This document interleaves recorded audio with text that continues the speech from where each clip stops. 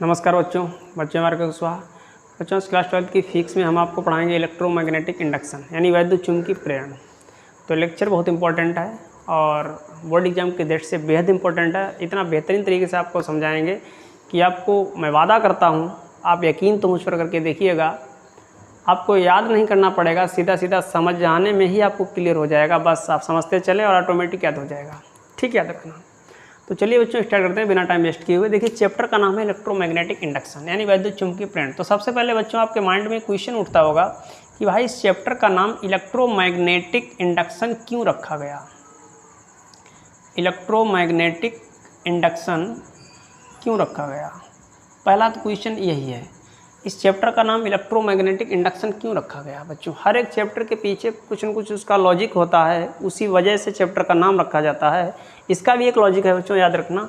देखिए electro means एक तरीक़ा से इलेक्ट्रिसिटी मान सकते हैं। इलेक्ट्रो यानी इलेक्ट्रिसिटी से इलेक्ट्रो शब्द लिया गया, मैग्नेटिक यानी मैग्नेट, इंडक्शन माने पैदा करना, यानी इलेक्ट्रिसिटी मैग्नेट माने मैग्नेटिक से, इलेक्ट्रो माने इलेक्ट्रिसिटी, मैग्नेटिक माने मैग्नेट से, इंडक्शन माने होता है बच्चों पैदा करना।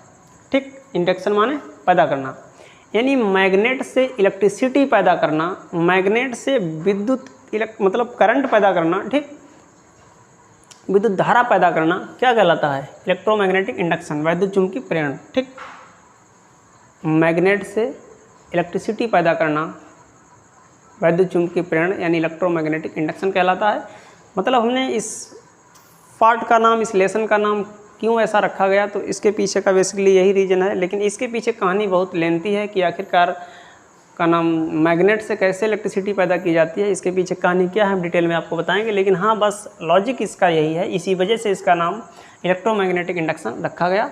अब मैग्नेट से करंट कैसे पैदा किया जाता है वो आपको हम बिल्कुल डिटेल में बताने जा रहे हैं। ठीक, तो इस बात को बताने से पहले हम आपको एक बात समझाएं, बहुत इंटरेस्टिंग कहानी है फैराडे के जीवन की। फैराडेस लॉ यानी फैराडेस भाई साहब जो साइंटिस्ट थे, उनके जीवन की एक बहुत इंटरेस्टिंग कहानी है, सुनना ज़रा ध्यान से। और उन्होंने ही इसका आविष्कार किया, इलेक्ट्रोमैग्नेटिक इंडक्शन यानी जो प्रेरित धारा का फैराडे साहब ने ही आविष्कार किया। ठीक, तो उनके जीवन की बहुत इंटरेस्टिंग कहानी मैं आपको सुनाने जा रहा हूँ, ध्यान से सुनना। हुआ क्या, एक साइंटिस्ट थे ओरेस्टेड, इन्होंने एक एक्सपेरिमेंट किया था कि जब किसी करंट कैरिंग वायर के पास यानी एक ऐसा चालक तार जिसमें विद्युत धारा प्रवाहित हो रही हो और उस चालक तार के समीप अगर कोई चुंबकीय सुई ले जाएं, आपने पढ़ा भी होगा, हमने पढ़ाया है। ठीक, चुंबकीय सुई ले जाएं तो उसमें डिफ्लेक्शन होने लगता है, यानी चुंबकीय सुई विक्षेपित हो जाती है ना। यानी इलेक्ट्रिसिटी अपने चारों तरफ क्या पैदा करती है, एक चुंबकत्व पैदा करती है, यानी विद्युत धारा, करंट कैरिंग वायर जिस चालक तार में विद्युत धारा प्रवाहित हो रही है तो वो अपने चारों तरफ एक चुंबकीय क्षेत्र बनाता है। ये बात कही थी ओरेस्टेड साहब ने। फैराडे साहब ये कहना चाहते थे क्या इसका जस्ट अपोजिट नहीं हो सकता है। अगर कोई इलेक्ट्रिसिटी मैग्नेट पैदा कर सकती है, मैग्नेटिक फील्ड पैदा कर सकती है, क्या कोई मैग्नेट इलेक्ट्रिसिटी नहीं पैदा कर सकता है। इन्होंने इसी बात को लेकर बहुत ज़्यादा मैग्नेट और कॉइल के मध्य एक्सपेरिमेंट किए, चुंबक और किसी कुंडली के मध्य एक्सपेरिमेंट किए बहुत ज़्यादा। हुआ क्या, हर बार में फैराडे साहब को असफलता ही मिलती गई। एक दिन इन्होंने गुस्सा में आकर के बोले सफलता ही नहीं मिल रही है, हर बार एक्सपेरिमेंट कर रहे हैं, मतलब असफल हो रहे हैं। इन्होंने एक दिन क्या किया, गुस्से में आकर के उस मैग्नेट को उठाया, उस कॉइल के भीतर फेंक दिया, मैग्नेट को कॉइल के भीतर फेंक दिया।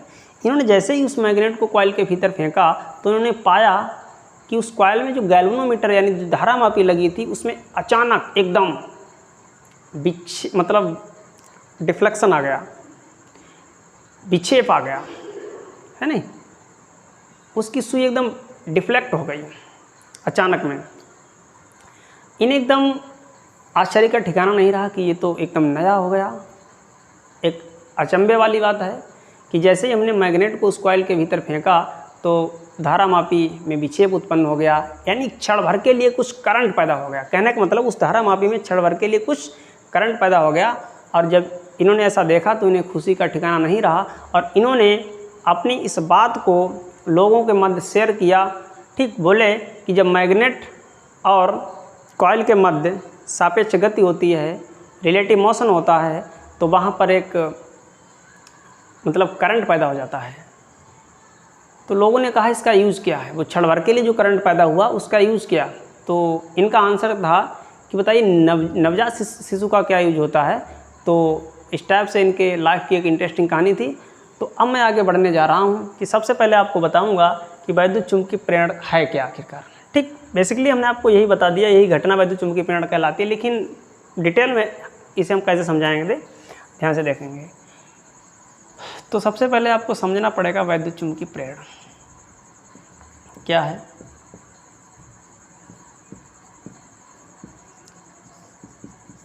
ये क्या है, ये एक फिनोमिना, एक घटना को नाम दिया गया। कौन सी घटना है ये कौन सी घटना है भाई, ये कौन सी घटना है। ये कोई मैग्नेट है समझो, ये नॉर्थ है और ये साउथ है, ठीक। और ये कोई धारा लूप है। अगर नॉर्थ सिरा, अगर मैं इसे मोशन कराऊँ, इस मैग्नेट को अगर मैं मोशन कराऊँ इस कॉइल की ओर, तो ये नॉर्थ जब उधर जाएगा तो ये कॉइल क्या करेगा, इसे अपने पास आने का विरोध करेगा। तो ऑटोमेटिक इधर नॉर्थ बनेगा, तभी नॉर्थ विरोध करते हैं, क्योंकि नॉर्थ साउथ क्या करते हैं बच्चों, विरोध यानी प्रतिकर्षित। इनमें क्या होता है, विरोध होता है, प्रतिकर्षित करते हैं, ठीक। तो अभी प्रतिकर्षित तभी होगा जब ये नॉर्थ बने। और नॉर्थ कब बनेगा, जब करंट एंटी क्लॉकवाइज चले बच्चों। कैसा चले, एंटी क्लॉकवाइज, ठीक, यानी इस टाइप से, ठीक बच्चों। अब इस टाइप से ये क्या बन गया, नॉर्थ। तो यहाँ पर हुआ क्या, इंड्यूस्ड करंट पैदा हो गया, इंड्यूस्ड करंट। ऐसा करने से क्या पैदा हुआ, induced current. Basically induced current पहले इंड्यूस्ड ईएमएफ पैदा हुआ होगा, उसके बाद ही इंड्यूस्ड करंट आता है, क्योंकि पहले वोल्टेज आता है उसके बाद करंट पैदा होता है, ना कि पहले करंट आता है फिर वोल्टेज आता है। तो इस वजह से बच्चों हम पढ़ा देते हैं आपको, इंड्यूस्ड करंट पैदा हुआ, लेकिन पहले ईएमएफ पैदा हुआ, उसके बाद इंड्यूस्ड करंट आया, ठीक। यानी कहानी क्या है, ध्यान से सुनना। ये क्यों पैदा हुआ, फैराडे साहब ने बताया कि जब ये मैग्नेट है और ये कॉइल है, ठीक, जब मैग्नेट और कॉइल के मध्य रिलेटिव मोशन होता है, यानी सापेक्ष गति। रिलेटिव मोशन का मतलब बच्चों होता है relative motion, relative motion Hindi में कहते हैं सापेक्ष गति। कहेंगे सर सापेक्ष गति क्या है, सापेक्ष गति का मतलब बच्चों होता है, जैसे ध्यान से देखना, जैसे कोई दो बंदा, एक बंदा ए है दूसरा बंदा बी है। अगर बी को मैं इस तरह कर दूं, बी रुका रहे और ए चले, एक रुका है और ए चल रहा है, तो बच्चों इसे हम कहते हैं रिलेटिव मोशन। या फिर यूँ कह लें, ए रुका रहे और बी चले, ठीक, तो इसे हम क्या कहते हैं बच्चों, रिलेटिव मोशन। रिलेटिव मोशन का मतलब होता है अगर कोई दो बंदे हैं, इनमें से एक चले दूसरा रुके, या दूसरा चले पहला रुके, तो हम रिलेटिव मोशन कहते हैं। तो बच्चों ऐसा ही यहाँ पर कुछ फैराडे साहब ने बताया कि अगर एक मैग्नेट लें और एक कॉइल लें, एक कुंडली लें, ठीक, धारा लूप लें, अगर मैग्नेट और धारा लूप के मध्य हम रिलेटिव मोशन कराएं, समझ लो ये हमारा क्या है, धारा लूप है, ये वाला हाथ हमारा धारा लूप है, ये हथेली धारा लूप है और ये मार्कर मैग्नेट है। तो देखिए ये धारा लूप रुका हुआ है, मैग्नेट चल रहा है, ठीक। जब तक ये सापेक्ष गति होती रहेगी तब तक इंड्यूस्ड करंट पैदा होता रहेगा, यानी प्रेरित धारा पैदा होती रहेगी। या यूँ कह लें, अगर इस मैग्नेट को रोक दें और धारा लूप चलाएं, तब भी क्या होता रहेगा, इलेक्ट्रिसिटी पैदा होती रहेगी। यानी जब तक ये मैकेनिकल वर्क जारी रहेगा, जब तक ये मैकेनिकल वर्क बरकरार रहेगा, तब तक इलेक्ट्रिसिटी पैदा होती रहेगी। यानी कहीं ना कहीं देखा जाए, ये मैकेनिकल वर्क जो यांत्रिक ऊर्जा कार्य है वो इलेक्ट्रिसिटी में कन्वर्ट हो रहा है, विद्युत ऊर्जा में बदल रहा है, ठीक। तो फैराडे साहब बोले कि जब तक ये कायम रहेगा मैकेनिकल वर्क, तब तक इलेक्ट्रिसिटी पैदा होती रहेगी, ठीक। इन्होंने ये भी कहा कि अगर मैग्नेट और लूप को समान गति, दोनों को समान गति से चलाया जाए तो करंट पैदा नहीं होगा, ठीक। मतलब दोनों की गति में कोई डिफरेंस होना चाहिए, ठीक। तो ये बात क्लियर थी, और इसी को कहते हैं वैद्युत चुम्बकीय प्रेरण। इस घटना को कहते हैं वैद्युत चुम्बकीय प्रेरण, ठीक। और सबसे खास बात यह है कि वैद्युत चुम्बकीय यहाँ पर जो इलेक्ट्रिसिटी पैदा हो रही है, ये विदाउट बैटरी के, इसमें कोई बैटरी फैटरी नहीं लग रही है, अंधाधुंध इलेक्ट्रिसिटी पैदा हो रही है। बट अगर मान लो तुम्हें आपको फ्रिज चलाना है नहीं, तो एकदम मैग्नेट ऐसे ऐसे करते रहो, इलेक्ट्रिसिटी पैदा होती रहेगी, ठीक। या लूप ऐसे करते रहो, इलेक्ट्रिसिटी पैदा होती रहेगी, है नहीं। तो कुल मिला के आप समझ चुके होंगे कि वैद्युत चुम्बकीय प्रेरण यानी इलेक्ट्रोमैग्नेटिक इंडक्शन क्या है। ठीक बच्चों, इलेक्ट्रोमैग्नेटिक इंडक्शन एक घटना है। इसमें क्या होता है, इसमें कुंडली और मैग्नेट के मध्य सापेक्ष गति होती है, ठीक। मतलब मैग्नेट चले तो कुंडली रुके, मैग्नेट रुके तो कुंडली चले। ऐसा करने से इंड्यूस्ड करंट पैदा हो जाता है, ठीक। एक्चुअली इंड्यूस्ड करंट पहले पैदा नहीं होता, पहले ईएमएफ पैदा होता है, लेकिन कह देते हैं इंड्यूस्ड करंट यानी प्रेरित धारा पैदा हो जाती है, ठीक। इसका नाम इंड्यूस्ड बच्चों क्यों पड़ा, क्योंकि इंड्यूस्ड शब्द लिया गया है, इंड्यूस्ड माने होता है बच्चों जगाना, इंड्यूस्ड, ठीक। इंड्यूस्ड माने जगाना यानी जागृत करना। इंड्यूस्ड से बना इंडक्शन, इंड्यूस्ड बच्चों क्या बना, इंडक्शन, यानी एक सोया हुआ करंट जाग जाता है, सोया हुआ करंट जाग जाता है, ठीक, जिसे हम कहते हैं इलेक्ट्रोमैग्नेटिक इंडक्शन। क्लियर हुआ होगा। अब बच्चों बात करते हैं कि फैराडे ने मैग्नेट और कुंडली पर आधारित कौन से एक्सपेरिमेंट किए जिससे ये बात बताई। हमने आपको डेफिनेशन तो बता दी। फैराडे के मैग्नेट व कॉइल, कंडक्टिंग कॉइल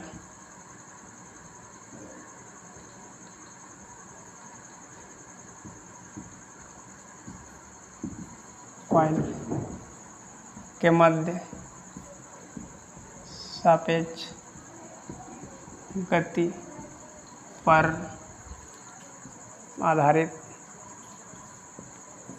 प्रयोग, ठीक। इन्होंने क्या एक्सपेरिमेंट किए, ध्यान से देखना। पहला इन्होंने क्या था, कहा कि अगर ये नार्थ सिरा, ये कोई मैग्नेट है, ठीक, और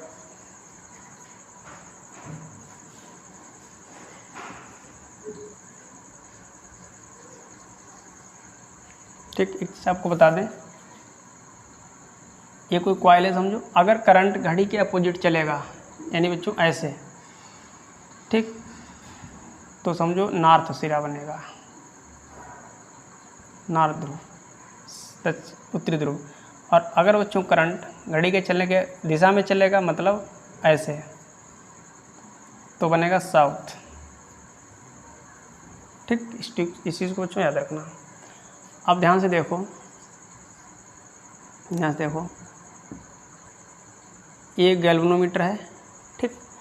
अब समझो ये इधर जा रहा है, नारा सिरा बच्चों इधर जा रहा है। जब ये इधर जाएगा, जब ये इधर जाएगा तो हमें क्या बनाना, नार्थ बनाना, इसका विरोध होना चाहिए। तो करंट कैसे जाना चाहिए, ऐसे, इसके अपोजिट, है नहीं। तो करंट इधर से आएगा इस टाइप से, इस टाइप से। तो जो ऐसे केस में जो गैल्वेनोमीटर का जो विक्षेप हुआ वो दाईं तरफ हो गया बच्चों। किधर हो गया, दाईं तरफ हो गया। यानी इसे क्लियर हुआ कि यहाँ पर करंट पैदा हुआ, है नहीं, ये डिफ्लेक्ट हो गया तो करंट पैदा हुआ। इनका पहला एक्सपेरिमेंट था। इन्होंने कहा क्या किया बच्चों, दूसरे केस में मैग्नेट के नार्थ सिरों को उधर ही रखा, लेकिन मैग्नेट को इससे दूर लाने लगे, मैग्नेट को इस कॉइल से दूर लाने लगे। तो इन्होंने बच्चों क्या पाया कि अब की डिफ्लेक्शन कुछ दूसरी तरफ से हुआ। तब जब बच्चों दूर जाएगा तो यहाँ पर दूर जाने का विरोध होगा, तो इसे साउथ बनना पड़ेगा। तो बच्चों जब ये साउथ बनेगा तो करंट इधर से जाएगा क्लॉकवाइज। तो ऐसे करंट गया, ऐसे, फिर ऐसे, फिर ऐसे, ऐसे और इस टाइप से ऐसे, ठीक बच्चों। तो यहाँ पर डिफ्लेक्शन कुछ किधर से हो गया बच्चों, बाईं ओर से हो गया, ठीक। तीसरा केस क्या था, इन्होंने इस मैग्नेट के साउथ सिरे को इसके समीप ले गए, इस कॉइल के समीप ले गए। तो जैसे ही इसके समीप ले गए तो इसने पास जाने का विरोध किया इस कॉइल ने। तो यहाँ पर विरोध तभी होगा जब बच्चों ये साउथ बनेगा, तो करंट इधर से चलेगा इस टाइप से,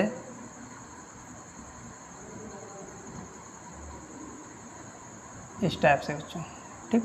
तो यहाँ पर विरोध हुआ, है ना। यानी जब इसका मैग्नेट का साउथ सिरा कुंडली के समीप गया तो क्या हुआ, जो विद्युत का नाम धारा मापी थी वो बाईं तरफ विक्षेपित हो गई। चौथी कंडीशन यहाँ पर ये बन सकती है कि अगर यही साउथ सिरा इससे दूर जाए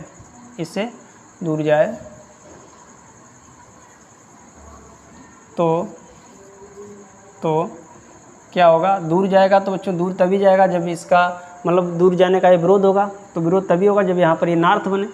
तो बच्चों नॉर्थ बनने के लिए करंट कैसे चलना चाहिए, एंटी क्लॉकवाइज ऐसे चलना चाहिए, करंट ऐसे चलना चाहिए, ऐसे फिर ऐसे ऐसे है ना, ऐसे ऐसे और ऐसे बच्चों। ठीक, धारा मापी बच्चों किधर से हो गई, दाएं तरफ। तो इन 4 स्ट्रक्चर से बच्चों ये क्लियर होता है कि फैराडे साहब ने बताया कि जब मैग्नेट के नॉर्थ सिरे को हम कुंडली के समीप ले जाते हैं तो धारा मापी में जो विक्षेप पैदा होता है बच्चों वो दाईं तरफ हो जाता है।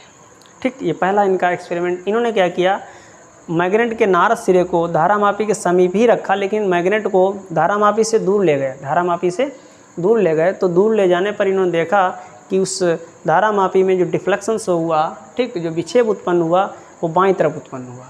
ठीक, दाईं तरफ उत्पन्न हुआ। तीसरा इनका केस बच्चों क्या था, मैग्नेट के साउथ सिरे को यानी दक्षिणी ध्रुव को जब धारा मापी कुंडली के समीप ले गए तो इन्होंने ये देखा कि उसमें जो धारा मापी जो विक्षेप हुआ बच्चों किधर से हुआ, बाईं तरफ से हुआ।